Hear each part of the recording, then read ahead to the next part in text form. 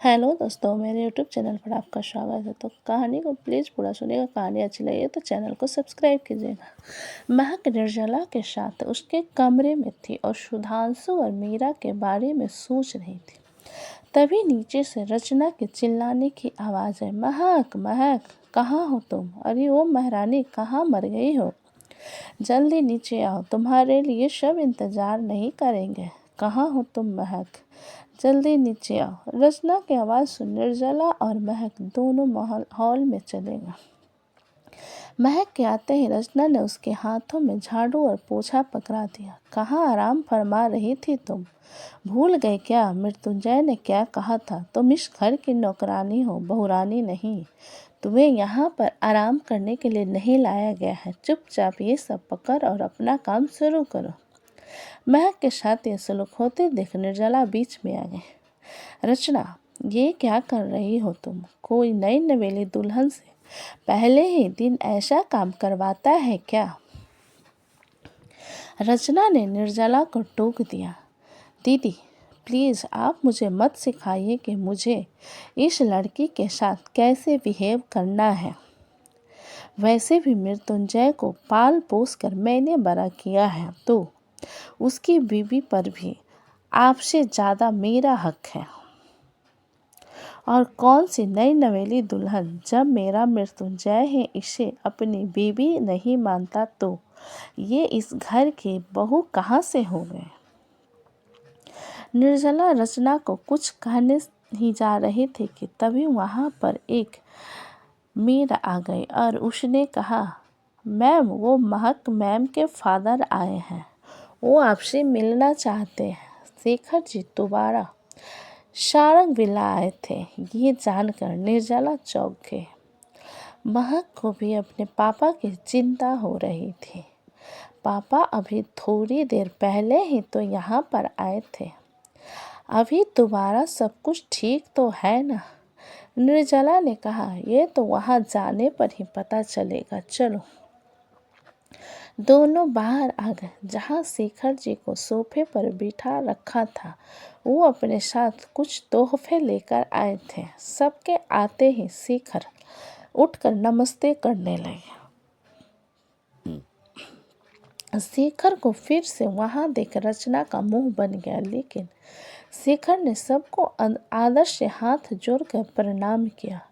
शेखर ने अपने साथ लाए हुए तोहफे निर्जला को देते हुए कहा, बहन जी माफ़ी चाहता हूँ दोबारा आने के लिए, और वो भी बिना बताए। लेकिन ये सब कुछ इतनी जल्दबाजी में हो गया कि हमें कुछ करने का मौका ही नहीं मिला। तो सोचा क्यों ना अपनी बेटी के ससुराल वालों के लिए कुछ तोहफे ही ले जाऊं। जल्दी जल्दी में मुझसे जितना बन पाया है उतना किया है।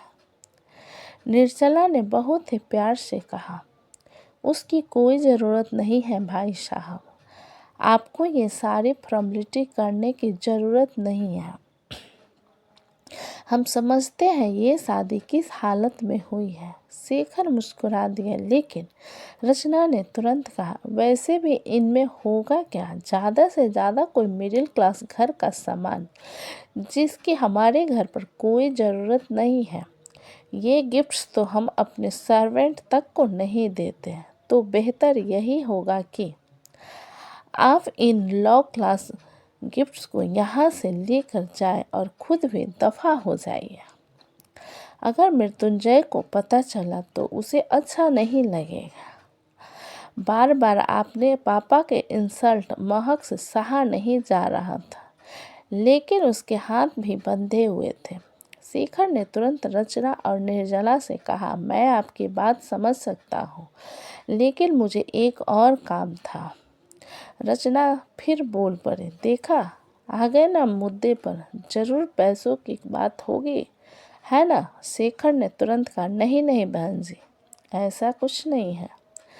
दरअसल हमारे यहाँ रस्म होती है कि शादी के अगले दिन लड़की अपने मायके पग फेरे के लिए आती है और उससे उसका पति लेकर आता है।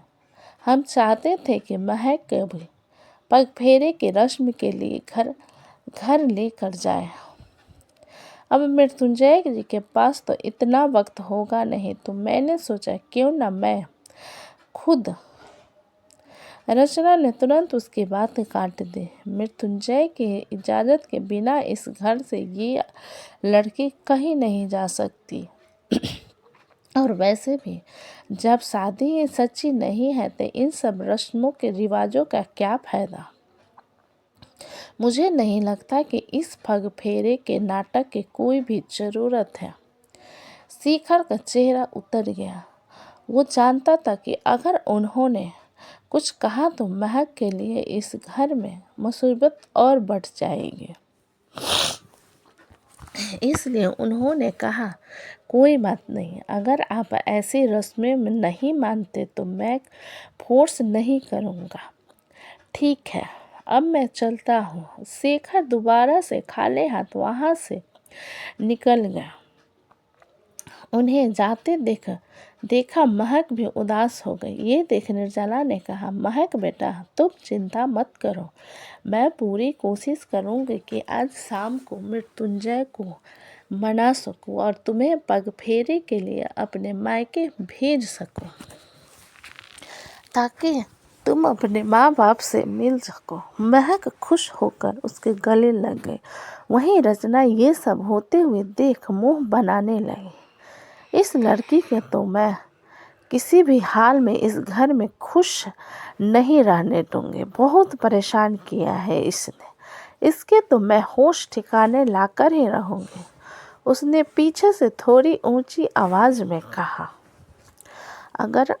अगर सास बहू का मेलोड्रामा हो गया तो महक जल्दी से घर की सफाई करो और हाँ, स्टोर रूम अच्छे से साफ करना, कितने दिनों से साफ नहीं हुआ है। और उसके बाद तुम्हें ही आज रात का खाना बनाना है। निर्जला ने महक के गालों पर हाथ रखते हुए कहा, अगर तुम ये नहीं करना चाहती तो कोई बात नहीं बेटा। नहीं आंटी, ऐसी कोई बात नहीं है, मैं कर लूँगी। निर्जला ने प्यार से उसके गाल थपथपाते हुए कहा, आंटी नहीं माँ कहो, अब मैं तुम्हारी भी माँ हूँ। महक ने हाँ में सिर हिलाया और निर्जला वहाँ से अपने कमरे में चली गई। महक ने घर की सफाई और स्टोर रूम की सफाई का काम शुरू कर दिया। इतने बड़े सारंग विला की सफाई करते करते महक को शाम हो चुकी थी और स्टोर रूम काफ़ी गंदा था, जिस वजह से महक के कपड़े खराब हो चुके थे।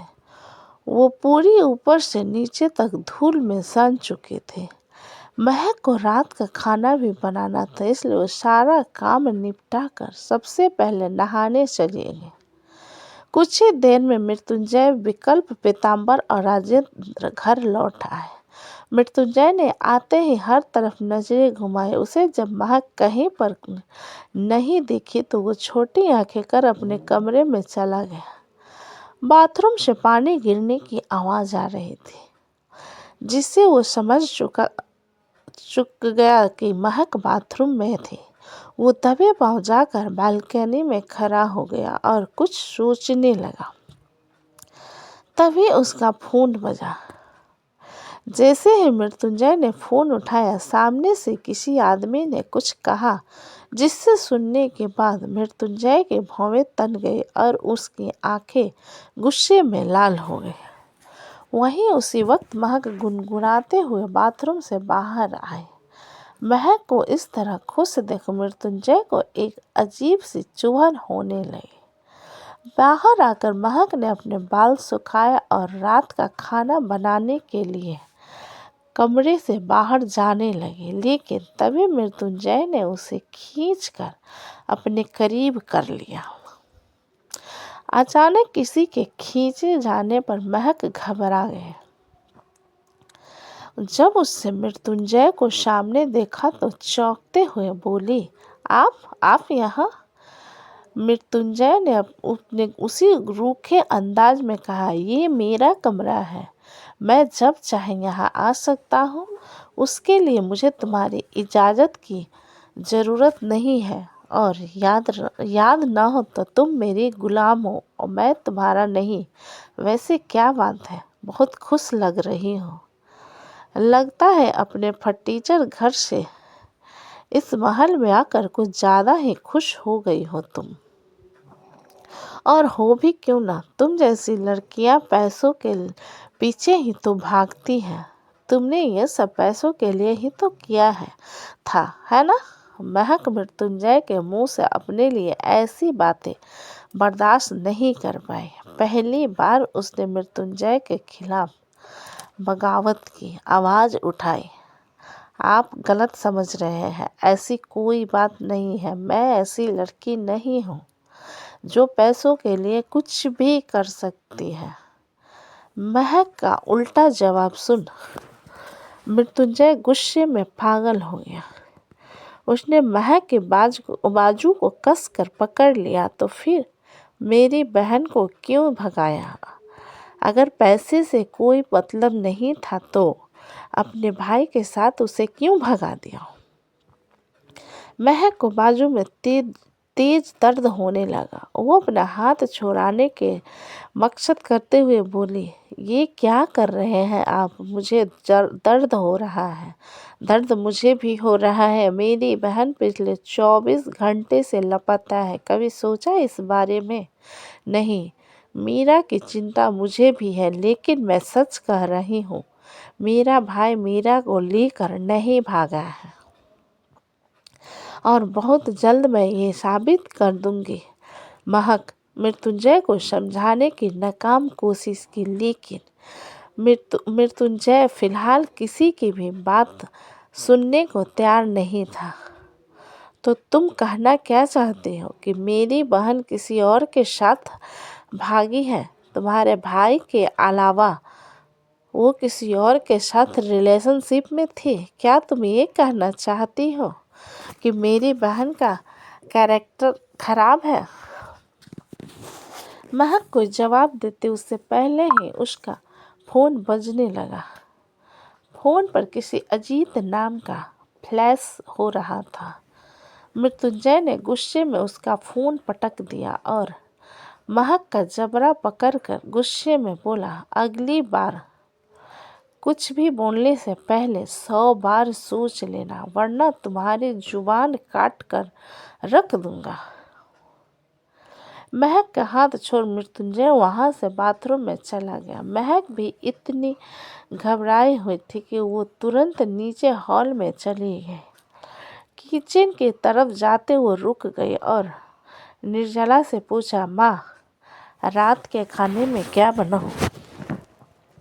विकल्प ने तुरंत अपनी फरमाइश महक के सामने रखी। भाभी, डिनर के साथ कुछ मीठा भी बनाइएगा। मुझे खीर बहुत पसंद है। आप खीर बना देना। महक ने हाँ में सिर हिलाया और फिर पूछा, और खाने में क्या क्या बनाना है? निर्जला ने कहा, बेटा, तुम्हें जो मन करे वो बना दो। महक हाँ में सर हिलाकर किचन की तरफ जा ही रही थी, तभी रचना ने कहा, खीर में काजू और इलायची का इस्तेमाल मत करना। मृत्युंजय को इन दोनों चीज़ों से एलर्जी है। अगर तुम्हारे बनाए खाने की वजह से मेरे बेटे को कुछ भी हुआ तो मैं तुम्हें छोड़ूंगी नहीं। महक ने हाँ में सर हिलाया और किचन में जाकर खाना बनाने में लग गई। उसने सारे शेफ को किचन से बाहर निकाल दिया और खुद अकेले ही सारा खाना बनाने में जुट गई। करीब 1 घंटे में महक ने सारा खाना बना दिया। अब तब सब लोग डाइनिंग टेबल पर डिनर के लिए आ चुके थे। किचन से आ रही खुशबू मृत्युंजय को भी काफ़ी अच्छी लग रही थी। महक ने जल्दी जल्दी सारा खाना टेबल पर लगा दिया और सबको खाना सर्व करने लगे। खाने की खुशबू ने ही सबकी भूख बढ़ा दी थी। सब खाने पर टूट पड़े। मृत्युंजय को भी खाना बहुत अच्छा लगा। खाना खाने के बाद राजेंद्र और निर्जला ने महक को उसकी पहली रसोई का नींव दिया। मृत्युंजय खीर लेने ही जा रहा था, तभी महक ने उसे रोक दिया। आप ये नहीं खा सकते। मृत्युंजय आग उगलती नज़रों से महक को घूरने लगा। तुम्हारी इतनी हिम्मत कि अब तुम मुझे खाना खाने से रोकोगी। महक ने तुरंत कटोरी पीछे की और दूसरी कटोरी उसके प्लेट में रखते हुए कहा, मैं आपको खाना खाने से नहीं रोक रही थी। उस खीर में काजू और इलायची थी। आपको उससे एलर्जी है, इसलिए आपके लिए बिना काजू और इलायची वाली खीर बनाई है। महक के जवाब से मृत्युंजय चुप हो गया और चुपचाप खीर खाने लगा। खाना खाने के बाद मृत्युंजय वहाँ से जा ही रहा था कि निर्जला जी ने उसे पीछे से कहा, नई बहू की पहली रसोई का नेक दिया जाता है। मृत्युंजय, तुम महक को तोहफे में क्या दे रहे हो? मृत्युंजय के बिना मुड़े ही कहा, उसे इस घर में रहने दे रहा हूँ, यही बहुत बड़ा तोहफा है उसके लिए, वरना मेरी बहन को घर से भगाने के जुर्म में उसकी असली जगह तो जेल में ही होनी चाहिए। मृत्युंजय की बात पर रचना मुस्कुराने लगे। तभी निर्जला जी ने फिर कहा, अब तक ये साबित नहीं हुआ कि मीरा को महक ने भगाया है, और जब तक ये साबित नहीं हो जाता तब तक तुम महक को साथ इस तरह ज़बरदस्ती नहीं कर सकते। वैसे आज शेखर जी चाहते हैं कि कल महक पगफेरे की रस्म के लिए उनके घर जाए। राजेंद्र जी ने निर्जला की बातों का समर्थन करते हुए कहा, मृत्युंजय, तुम्हारी माँ बिल्कुल ठीक कह रही है। शादी के बाद लड़की को पगफेरे की रस्म के लिए अपने मायके जाना ही होता है। एक काम करो, कल तुम खुद महक को लेकर उसके घर चली जाओ। मृत्युंजय मुड़कर निर्जला, राजेंद्र और महक को तीखी निगाहों से घूरने लगा। महक को घबराहट हो रही थी, वहीं निर्जला का भी वही हाल था। कोई नहीं जानता था कि मृत्युंजय महक को उसके मायके जाने की इजाज़त देगा या नहीं। महक ने मन ही मन कहा, प्लीज़ भगवान जी, ये हाँ कह दे। अगर कल मैं यहाँ से निकली तभी पता लगा पाऊंगी कि सुधांशु कहाँ है और ये माजरा क्या है। क्या होगा मृत्युंजय का फैसला? क्या वो पगफेरे की रस्म के लिए महक को अपने घर जाने देगा? महक सारंग बिल्ला से बाहर निकलकर सुधांशु और मीरा के बारे में कैसे पता लगाएगी? किसका फ़ोन आया था मृत्युंजय को, जिसकी बाद उसका गुस्सा दोबारा बढ़ गया? आगे की कहानी सुनने के लिए प्लीज़ कमेंट करें। कहानी अच्छी लगे तो प्लीज़ चैनल को लाइक करें, सब्सक्राइब करें एंड शेयर करें। कहानी अच्छी लगे तो प्लीज़ चैनल को सब्सक्राइब करें, हमें अपना सपोर्ट करें। अपना कीमती समय देने के लिए धन्यवाद।